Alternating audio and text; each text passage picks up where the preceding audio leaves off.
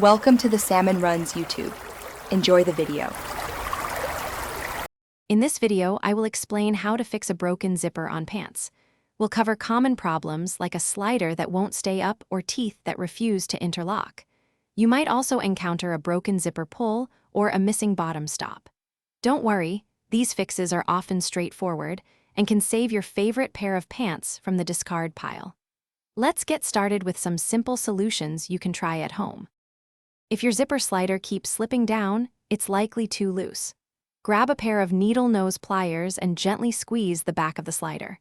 Focus on the two sides where the fabric tape enters.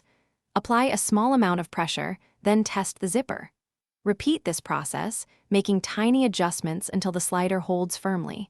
Be careful not to squeeze too hard, as this could damage the slider permanently. When zipper teeth separate, first move the slider all the way to the bottom. Carefully inspect the teeth for any that are bent or misaligned. Using your pliers, gently straighten any bent teeth back into their proper position. Work slowly and methodically. Once the teeth appear aligned, try moving the slider up. If it's still stiff, rub a graphite pencil or a bar of soap along the teeth to lubricate them, making movement smoother. If your zipper pull breaks off, a simple paperclip or a small keyring can serve as a temporary replacement.